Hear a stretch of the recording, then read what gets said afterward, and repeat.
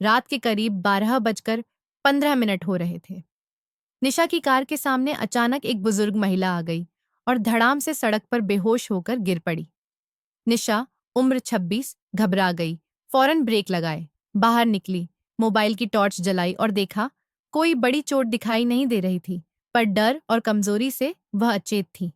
निशा ने देर किए बिना उन्हें कार में बिठाया और नजदीकी अस्पताल ले गई।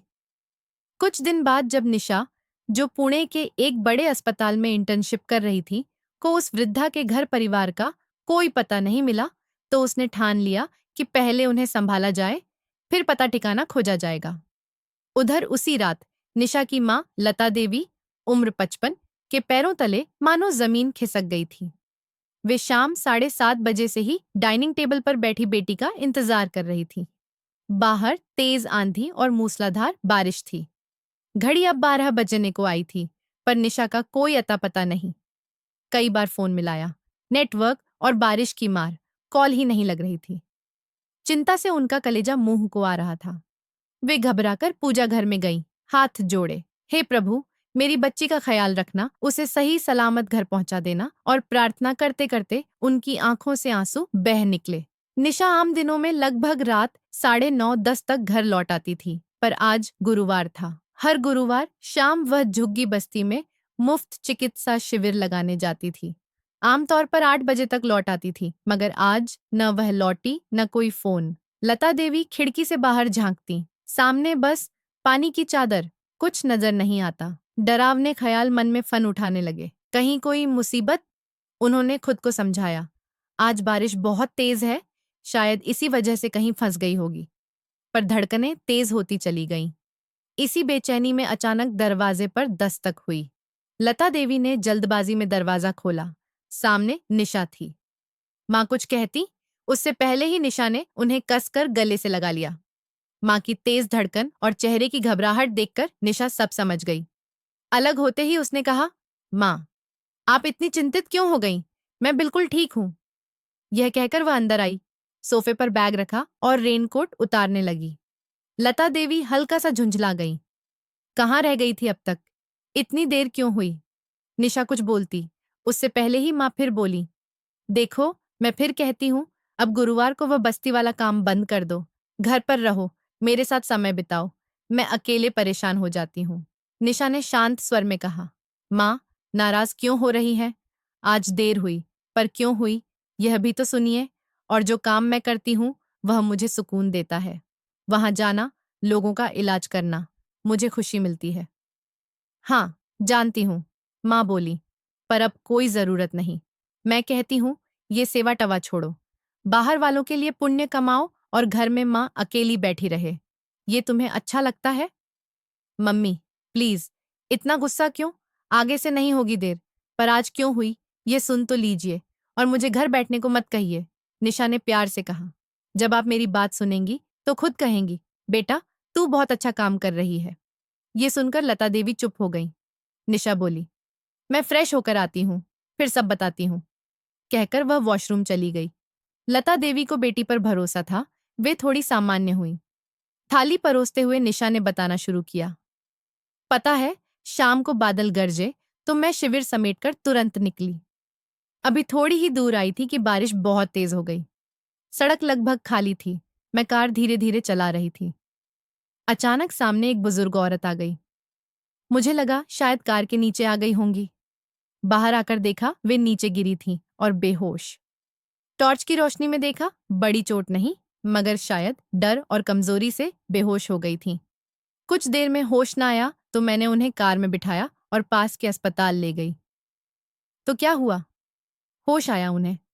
माँ ने जल्दी से पूछा। हाँ, माँ, होश तो आ गया, पर वे अभी भी ठीक से बोल नहीं पा रही थीं। चोट तो नहीं थी, पर हालत क्यों बिगड़ी? तो पता चला कि वे बहुत बुजुर्ग और कमजोर हैं। और सबसे जरूरी, उन्होंने कई दिनों से कुछ खाया ही नहीं था। उनका पेट बिल्कुल खाली था, मानो अन्न का एक दाना तक नहीं। ये क्या कह रही है बेटा? माँ सिहर उठी। जो देखा वही कह रही हूँ, माँ, निशा ने गंभीर होकर कहा। कल सुबह फिर देखूंगी। यदि सुधार न हुआ तो अपने अस्पताल में ही भर्ती करा दूंगी। ठीक है बेटा, माँ बोली। और हाँ, उनसे नाम पता जरूर पूछ लेना। घर छोड़ आना। ऑफ कोर्स, माँ। निशा ने सिर हिलाया। एक पल को दोनों चुप रहीं। फिर लता देवी सोच में डूब गई। निशा ने पूछा, क्या हुआ माँ? क्या सोच रही हैं? यही कि वह महिला कौन होगी जो इस बरसाती रात में यूं भागती फिर रही थी और कई दिनों से पेट में अन्न का दाना नहीं। कौन है, कहां से आई? निशा मुस्कुराई। माँ, मैं डॉक्टर हूं, माइंड रीडर नहीं।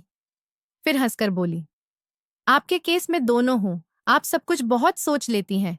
कल उन्हें होश आएगा तो पूछ लूंगी और जहां ठिकाना होगा पहुंचा दूंगी। अभी शांत रहिए। ठीक है, माँ ने कहा। निशा ने विषय बदलते हुए कहा, चलो अब थोड़ा टाइम साथ बिताते हैं। पहले आपने कहा था ना। फिर बोली, मैं हल्दी वाला दूध बना लाती हूँ। आपको ठंड जल्दी लगती है। बेटा, तू जानती है मुझे हल्दी वाला दूध पसंद नहीं। माँ ने हंसकर कहा, तू पी ले, मैं सादा दूध पी लूंगी। माँ, आपने जो कहा मैंने सुना ही नहीं। निशा ने चुटकी ली। हाँ, उसने पहले जो कहा था वह याद है, यानी हल्दी वाला दूध। माँ ने प्यार से डांटा, तू मेरी बेटी है, थोड़ा मेरी भी मान लिया कर। दोनों हंस पड़ी।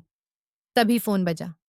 माँ बोली, लो आ गया तेरी बड़ी बहन का फोन, अब उसकी नसीहत सुन। निशा ने फोन उठाया। हाँ बोलिए, रश्मि दीदी। रश्मि हंस पड़ी। अरे, मैं तो यही कहने वाली थी, बारिश बहुत है, माँ को सर्दी लग जाती है, हल्दी वाला दूध दे देना, दवाई समय पर, वरना ये अपने मन से नहीं लेंगी। निशा हंस दी। दी, आपको तो याद ही है, मैं डॉक्टर हूं, उल्टा मैं आपके लिए मेमोरी बूस्टर लिख दूं? अच्छा, मतलब मुझे भुलक्कड़ बोल रही हो? दोनों खिलखिलाईं। फिर रश्मि ने माँ से बात करवाई। माँ ने हालचाल पूछे, आशीर्वाद दिया और बोली, रात हो गई, फोन रखो, निशा को सुबह अस्पताल जाना है। कॉल कट गया। निशा 2 गिलास हल्दी दूध लेकर आई। एक माँ की तरफ बढ़ाया, एक खुद पिया। दोनों ने लगभग 35 मिनट टीवी देखा, फिर अपने अपने कमरे में चली गईं। सोते सोते माँ ने फिर कहा, बेटा, कल जैसे ही अम्मा को होश आए उनका नाम पता पूछना। मैं तो कहती हूँ मैं भी तुम्हारे साथ चल लूं। माँ, आपको बताया, पहले मैं उनसे मिलाऊंगी, फिर जहां उनका घर होगा वहीं छोड़ दूंगी। आप अभी आराम कीजिए। मुझ पर यकीन नहीं होता क्या? अगर नहीं होता तो अस्पताल तक क्यों भेजती? माँ ने ब्लैंकेट ओढ़ते हुए कहा। बाहर बारिश अभी भी टप टप झर रही थी। निशा देर तक फोन देखती रही। उधर लता देवी की आंख लगने लगी, पर दिमाग में वही बुजुर्ग अम्मा घूमती रहीं। कई दिनों से पेट में अन्न का एक दाना नहीं। यह बात उन्हें बार बार कचोट रही थी। वे मन ही मन बोली, हे प्रभु, जो भी हैं उन्हें उनके अपने मिल जाएं, और नींद में खो गईं। अगली सुबह निशा निकलने लगी तो माँ बोली, बेटा। निशा ने मुस्कुराकर कहा, माँ, सब याद है, पहले अम्मा से मिलती ही जाऊंगी। आप मत चलिए, आपकी तबीयत भी ढीली रहती है, मिलना होगा तो मैं उनके घर लेकर जाऊंगी। माँ मान गई। थोड़ी देर बाद निशा कार से निकली और अस्पताल पहुंची। वहां पता चला अम्मा को होश आ चुका है, मगर वे अभी भी ठीक से बोल नहीं पा रहीं। निशा ने उन्हें बैठाकर हल्का नाश्ता और जूस दिया, दवाएं समझाईं। अम्मा, अब कैसा लग रहा है? अम्मा ने हाथ के इशारे से कहा, अब ठीक हूं। निशा ने माफी भी मांगी। कल रात बरसात के बीच आप मेरी कार के आगे आ गई थीं। मैं आपको देख नहीं सकी, पर आप इतनी बारिश में सड़क पर कहाँ जा रही थीं? वे कुछ न बोली। घर बता दीजिए, मैं छोड़ देती हूँ, कुछ दवाएं दे देती हूँ, कमजोरी हट जाएगी, निशा ने कहा। यह सुनकर उनकी आंखों में आंसू छलक आए, मगर उन्होंने खुद को संभाल लिया। निशा ने फिर पूछा, आपने कई दिनों से खाना क्यों नहीं खाया? इस उम्र में कौन सा उपवास कर रही है? वे चुप रहीं। निशा मन ही मन बुदबुदाई, औरतें अपने स्वास्थ्य से ज्यादा दूसरों की फिक्र करती हैं, पर यहां मामला कुछ और लगता है। आखिरकार निशा ने पूछा, अच्छा, घर कहाँ है? किसी का नंबर है, बुला दूं? इस बार अम्मा से न रहा गया, आंखें भर आईं। निशा ने धीरे से कहा, डरिए मत, भरोसा रखिए। अम्मा ने फुसफुसाकर कहा, मंदिर। कौन सा मंदिर? यहां से थोड़ी दूर। ठीक है, चलिए। निशा उन्हें कार में बिठाकर निकली। कुछ दूरी के बाद अम्मा ने मंदिर दिखाया। निशा ने वहीं उतारा। हाँ, बताइए, अब किस गली में है आपका घर? छोड़ देती हूँ। अम्मा टालने लगी। मैं यहीं मंदिर में थोड़ी देर बैठूंगी, फिर चली जाऊंगी बेटा। तुम अपने काम पर जाओ, देर हो जाएगी। सचमुच निशा को देर हो रही थी। वह उन्हें मंदिर के प्रांगण में बिठाकर अस्पताल के लिए निकल गई। रास्ते में उसने फोन करके माँ को बताया, अम्मा बिल्कुल ठीक हैं और उन्हें उनके ठिकाने पर पहुंचा दिया है। यह सुनकर लता देवी भी कुछ आश्वस्त हुई। करीब 2-3 दिन बाद निशा उसी रास्ते से गुजरी। उसने सोचा, यदि अम्मा मंदिर में मिल जाए तो उनकी तबीयत देख ले। जैसे ही वह मंदिर के पास रुकी, अम्मा ने उसे देखा और छिपने की कोशिश की। तभी उनका पैर फिसला और वे जोर से गिर पड़ी। आह की आवाज निकल गई। पुजारी भाग कर आए, तभी तक निशा भी पहुंच गई। क्या हुआ अम्मा, आप गिर कैसे गईं? निशा ने सहारा दिया, फिर बोली, जब चलना फिरना मुश्किल है तो रोज मंदिर क्यों आती हैं? घर पर बैठकर भी तो पूजा हो सकती है। पुजारी जी ने धीरे से कहा, बिटिया घर कहाँ जाएंगी? यह मंदिर ही इनका घर है, यहीं रहती हैं। निशा सन्न रह गई। उसे याद आया, अस्पताल में कोई देखने नहीं आया, किसी ने पूछताछ भी नहीं की। उसने पुजारी जी से पूछा। वे बोले, इनके बेटे बहू विदेश में रहते हैं, जो यहाँ रहते हैं वे इन्हें रखने को तैयार नहीं। पिछले कुछ दिनों से यहीं हैं। जो प्रसाद मिलता है वही खाती है, यहीं रात को सो जाती है। इससे ज्यादा हम भी नहीं जानते बेटा। जो पूछना है अम्मा से पूछो। निशा का दिल भीग गया, मगर उसने खुद को संयत रखा। वह थोड़ा अलग जाकर सोचने लगी, क्या सच में इनका कोई नहीं? अगर होता तो अब तक कोई ना कोई आया होता। क्या मैं इन्हें अपने घर ले जाऊं? उसने माँ को फोन करना चाहा, कॉल नहीं उठा। वह क्षण भर भी और नहीं रुकी, अम्मा का हाथ पकड़ा और बोली, चलो मेरे साथ। रास्ते में अम्मा कृतज्ञ निगाहों से निशा को देखती रहीं। निशा ने मुस्कुराकर पूछा, ऐसे क्यों देख रही हैं? अम्मा की आंखें भर आईं। खूब खुश रहो मेरी बच्ची, खूब तरक्की करो, माँ बाप का नाम रोशन करो। उन्होंने उसके सिर पर हाथ फेरा। निशा को एक गहरा अपनापन महसूस हुआ। निशा ने हल्के फुल्के सवाल किए, आपका नाम? अम्मा। वे मुस्कुरा दी, फिर बोली, सवित्री। सवित्री देवी, उम्र 78। मैं निशा हूं। घर पर बस मैं और मेरी माँ लता देवी रहते हैं। 2 बहनें हैं, रुचि और रश्मि, दोनों की शादी हो चुकी है। भाई नहीं है, पापा बहुत पहले गुजर गए। अम्मा ने पूछा, और तुम्हारे पैर को क्या हुआ? पोलियो, निशा ने सहजता से कहा। बहुत छोटी थी, तभी हो गया था। भगवान अच्छे लोगों की परीक्षा लेते हैं। अम्मा बुदबुदाई। तुम्हारी माँ ने अकेले 3 बेटियों को पाला? हाँ अम्मा, वो बहुत हिम्मत वाली है, निशा ने गर्व से कहा। दोनों यूं ही बातें करती हुई घर पहुंच गईं। घर के दरवाजे पर ताला लगा था। माँ शायद टहलने गई होंगी। निशा ने चाबी से ताला खोला। उसने सवित्री देवी को अंदर गेस्ट रूम में बिठाया, पानी दिया, चाय बनाने लगी। अम्मा ने चाय मना कर दी तो निशा हल्का नाश्ता लाई। नाश्ता और दवा देने के बाद उन्हें नींद आने लगी। निशा ने उन्हें सुला दिया और अस्पताल में फोन करके बता दिया कि आज वह देर से पहुंचेगी। कुछ देर बाद लता देवी लौटी। घर में निशा को देखकर चौंकी। बेटा तू वापस? तबीयत ठीक है? हाँ माँ, सब ठीक। निशा ने मुस्कुराकर पूरी बात बता दी और जोड़ा, अम्मा को मैं घर ले आई हूँ। उनका कोई नहीं लगता। कुछ दिन ठीक हो ले, तब मैं खुद उनका ठिकाना ढूंढ लूंगी। ठीक है? माँ ने गहरी सांस ली। ठीक है बेटा, रहने दे। जब ठीक हो जाएंगी तब देखा जाएगा। वो गेस्ट रूम में आराम कर रही है, निशा बोली। रास्ते भर इतनी अपनापन से बात करती आई कि लगा उनसे कोई पुराना रिश्ता है। तुझे सबके साथ रिश्ता दिख जाता है, माँ मुस्कुराकर बोली। क्योंकि तू अच्छी है, वरना आजकल लोग अपनों से रिश्ता नहीं निभाते। सही कह रही हैं आप, निशा बोली। मैं शाम तक लौटूंगी, आप उनसे मिल लीजिए, कहकर निशा अस्पताल चली गई। निशा के जाते ही लता देवी ने सोचा, पहले उन्हें सोने दूं। फिर मन नहीं माना, रसोई में जाकर झटपट हल्का फुल्का खाना बना लिया। जब बहुत देर हो गई और वे नहीं जागी, तो उन्होंने गेस्ट रूम का दरवाजा धीरे से खोला। कंबल हटाकर धीरे से आवाज दी, अम्मा उठ जाइए, खाना खा लीजिए, मैं निशा की माँ हूं। उन्होंने बांह पकड़कर जैसे ही बैठाया, चेहरा देखते ही लता देवी के होश उड़ गए। आंखें फटी रह गईं। उधर अम्मा सवित्री देवी भी स्तब्ध। दोनों की आंखों से एक साथ आंसू बह निकले। लता देवी के मुंह से बस यही निकल सका, माँ जी।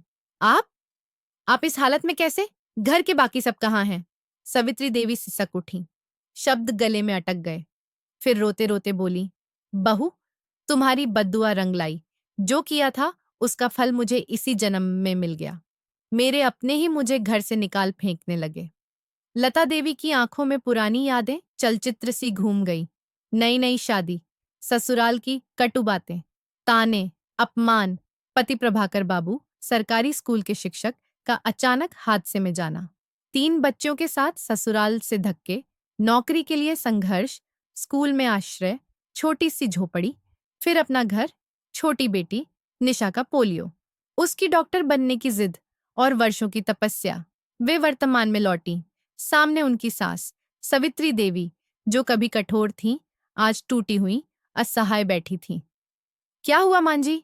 साफ साफ बताइए, लता देवी ने भीगती आवाज में कहा। सवित्री देवी ने अपने आंसू पोंछे। क्या कहूं बहू, बहुत कुछ कहने को है। उनकी आवाज भर्रा गई और कमरे में सन्नाटा गहराने लगा। सवित्री देवी ने खुद को संभाला और बोली, क्या कहूं बहू, बहुत कुछ कहने को है।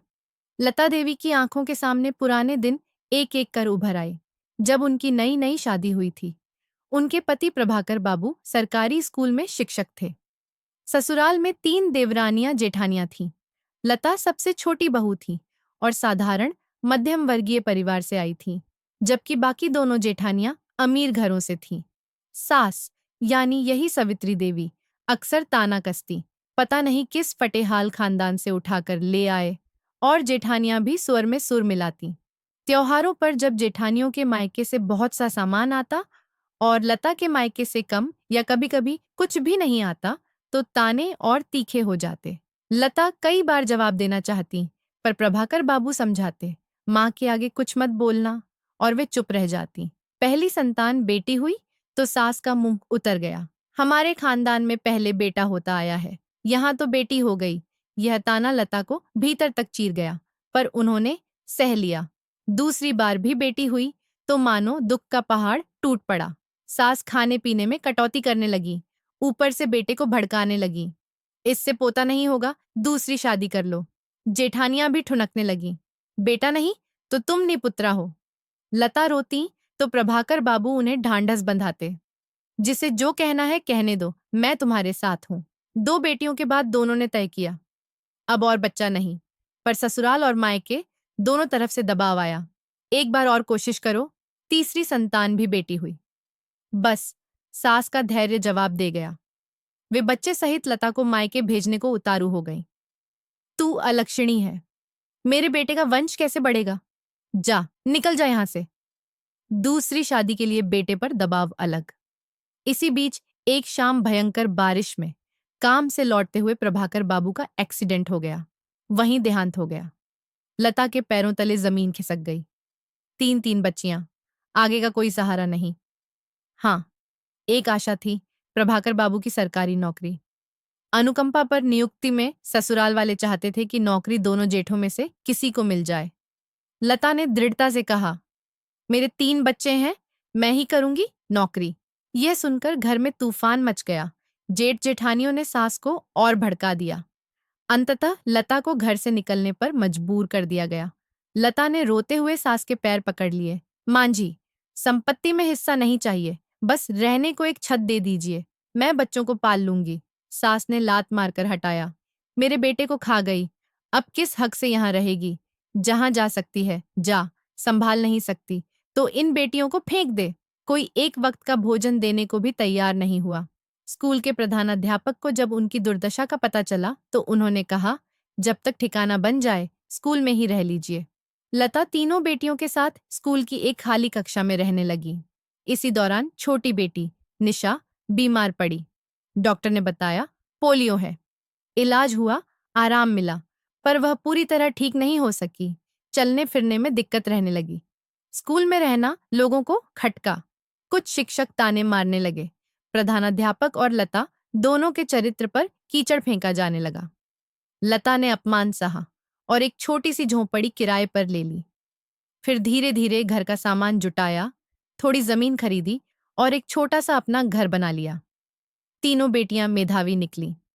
पढ़ाई खत्म होते ही बड़ी रश्मि और बीच वाली रुचि की शादी बिना दहेज के अच्छे घरों में हो गई। अब लता को सबसे ज्यादा चिंता निशा की थी। पोलियो की वजह से समाज की हिचक अलग, ऊपर से पैसे की तंगी। निशा ने माँ का हाथ पकड़कर कहा, माँ, मेरी चिंता मत कीजिए, मुझे डॉक्टर बनना है। पहले पढ़ लूं, खड़ी हो जाऊं, फिर शादी बाद में देखेंगे।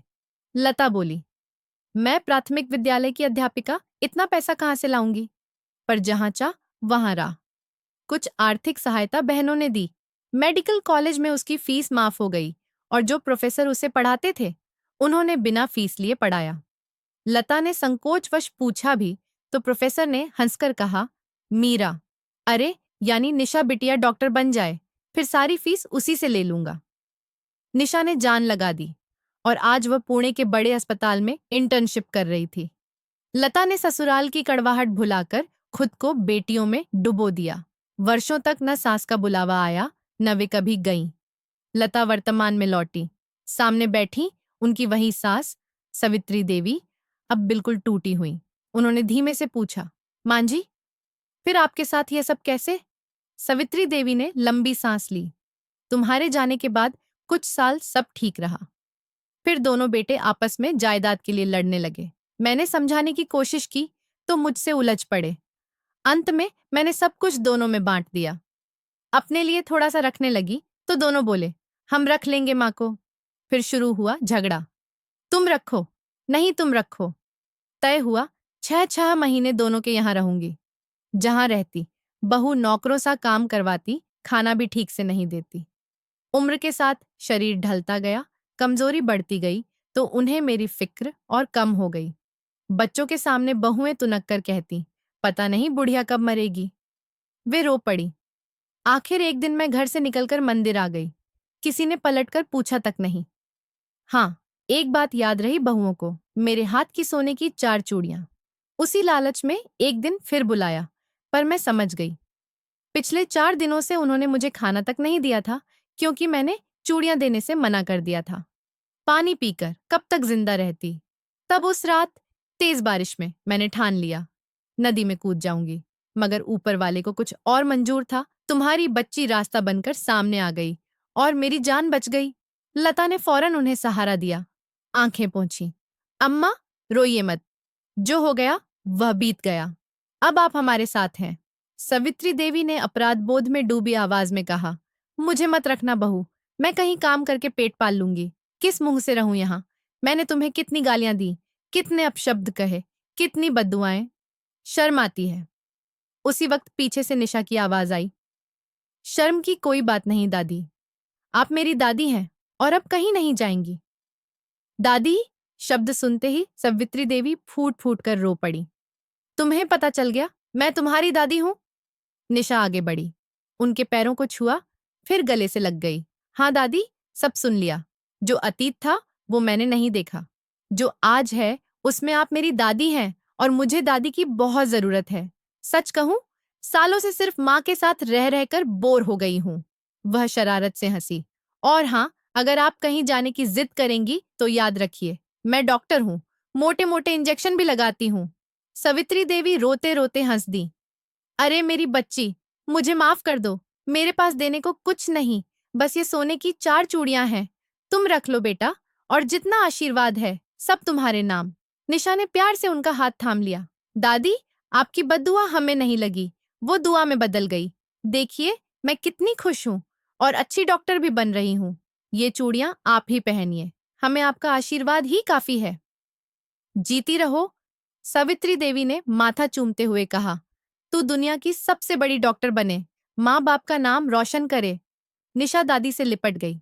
लता देवी ने भी सारी कड़वाहट भुलाकर सास के गले से लगते हुए कहा, माँ, अब बस, हम साथ हैं। इसी भावुक पल में पीछे से एक परिचित विनोदी सी आवाज आई, और निशा बेटिया, मेरी फीस का क्या हुआ? याद है ना, मैंने कहा था डॉक्टर बनकर कमाने लगो तो सारी फीस मुझे देना। तीनों ने चौंक कर पीछे देखा। दरवाजे पर खड़े थे वही प्रोफेसर साहब जिन्होंने निशा को बिना फीस पढ़ाया था। दरवाजे पर खड़े प्रोफेसर साहब मुस्कुराते हुए अंदर आए। लता देवी और निशा दोनों झट से उठ खड़ी हुईं। आइए प्रोफेसर साहब, लता ने आदर से कहा। बैठिए। वे सोफे पर विराजे और हल्के ठिठोले में बोले, बैठ तो जाऊंगा, पर पहले बताइए मेरी फीस दोगी ना? लता ने तुरंत कहा। जी सर, आपकी जो भी फीस बनती है मैं सब देने को तैयार हूं। बताइए, कितनी?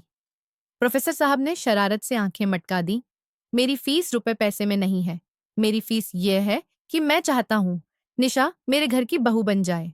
मेरा बेटा डॉ आदित्य, उम्र 30, तुम सबको देखकर ही दिल दे बैठा है।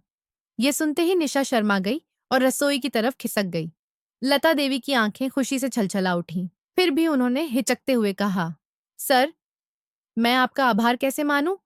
पर एक बात, मेरी बेटी दिव्यांग है, बचपन में पोलियो। क्या आपके बेटे को? वे बात पूरी करती उससे पहले ही प्रोफेसर साहब हंसकर बोले, आप कैसी बातें कर रही हैं लता जी? हमें और मेरे बेटे को निशा बहुत पसंद है। उसके हुनर, उसके दिल और उसके हौसले से बढ़कर कुछ नहीं। हमें कोई आपत्ति नहीं, बल्कि हमें गर्व होगा। अगर आपकी हाँ हो तो पंडित जी से शुभ मुहूर्त निकलवा लेते हैं। पहले सगाई, फिर शादी। लता ने दोनों हथेलियां जोड़ दी। जी सर, क्यों नहीं? शुभ काम में देरी कैसी? प्रोफेसर साहब ने खिलखिलाकर कहा। अब सर नहीं, समधी जी बोलिए।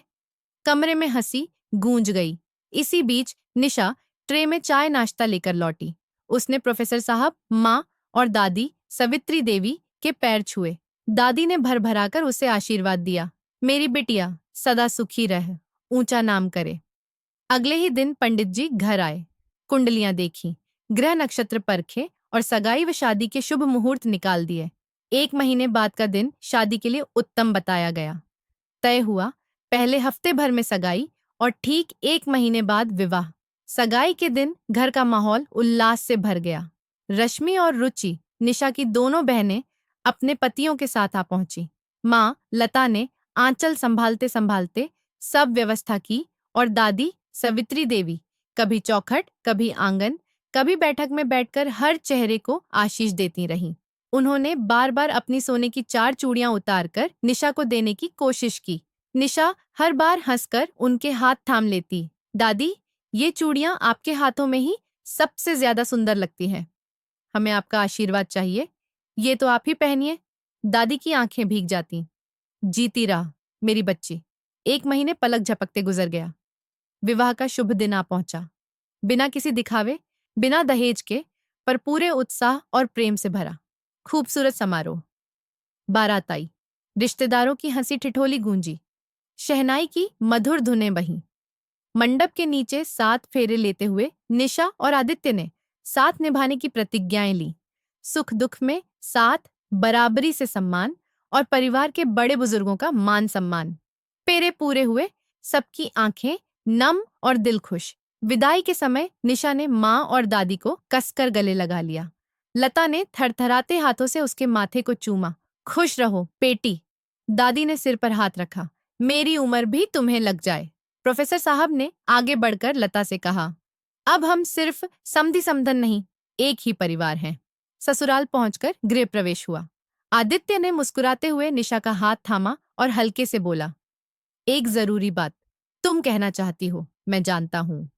निशा ने शर्म झिझक से कहा, मेरी माँ का सच में हमारे अलावा कोई नहीं है, और अब दादी भी। मैं चाहती हूँ कि। आदित्य ने बात पूरी कर दी। सिर्फ तुम्हारी माँ नहीं, हमारी माँ। और सिर्फ तुम्हारी दादी नहीं, हमारी दादी। तुम अकेली नहीं, हम दोनों मिलकर उनका ख्याल रखेंगे। यह घर उतना ही उनका है जितना हमारा। निशा की आंखें छलक पड़ी।